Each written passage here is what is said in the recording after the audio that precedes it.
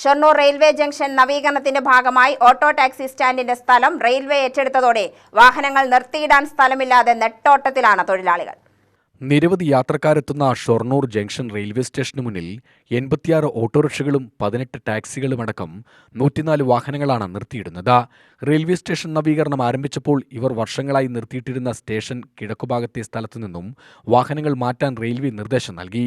ഇതോടെ സമീപത്തെ പൊതുമരാമത്ത് വകുപ്പിന്റെ കീഴിലുള്ള സ്ഥലത്ത് താൽക്കാലികമായി ഓട്ടോ ടാക്സികൾ നിർത്തിയിടുകയായിരുന്നു.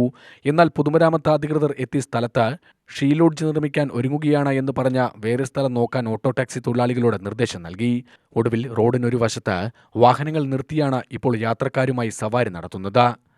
ഈ അമൃത് ഭാരത് പദ്ധതിയുടെ ഭാഗമായിട്ട് റെയിൽവേ നവീകരണത്തിൻ്റെ പേരും പറഞ്ഞ് ഏകദേശം 1 വർഷത്തോളം ഇവിടെ പണി തുടങ്ങിയത്.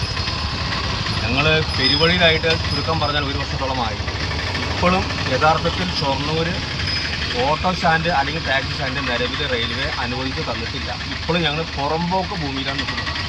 അതായത് PWD ലാൻഡിലാണ് ഇപ്പോൾ ഞങ്ങൾ നിൽക്കുന്നത്. അതും താൽക്കാലികമാണ്. ഈ ലാൻഡ് PWD ഇവിടെ ഷീ ലോഡ്ജ് കെട്ടാൻ പോകുന്നതാണ് ഇപ്പോൾ ഞങ്ങൾക്ക് കിട്ടിയ വിവരം. ഷീ ലോഡ്ജ് അപ്പോൾ MLA അവിടെ നേരിട്ട് വന്നിരുന്നു. MLA പറഞ്ഞിരുന്നു ഇത് നിങ്ങൾക്ക് എന്തായാലും കിട്ടാൻ പോകുന്നില്ല, ഇത് ഞങ്ങളുടെ ലാൻഡാണ്, ഞങ്ങളിവിടെ PWDയുടെ ഫണ്ട് പാസ്സായിട്ട് ഞങ്ങൾ ഷീ ലോഡ്ജ് കെട്ടാൻ പോകുന്നത്, നിങ്ങൾ പുറത്ത് പോകേണ്ടി വരും എന്ന് MLA ഞങ്ങൾ പറഞ്ഞു കഴിഞ്ഞു.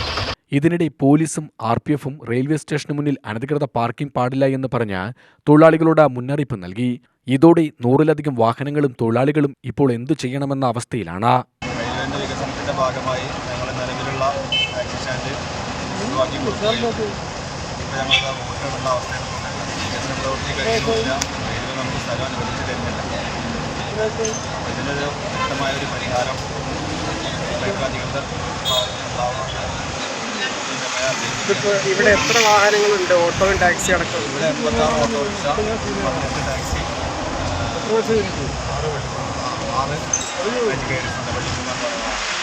നിങ്ങൾക്ക് പകര സംവിധാനങ്ങളുടെ വല്ലതുണ്ടോ? അതായത് ഏർപ്പാടാക്കൽ നഗരസഭ ഒന്നും ചെയ്തു തന്നിട്ടില്ല.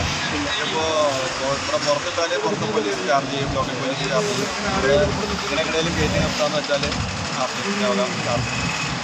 ഇപ്പോൾ തൽക്കാലം 2-3 വണ്ടി ആയിട്ടാണ് വേറെ ഇടാൻ അതിൻ്റെ സ്ഥലങ്ങൾ ആരും അനുവദിച്ചിട്ടില്ല.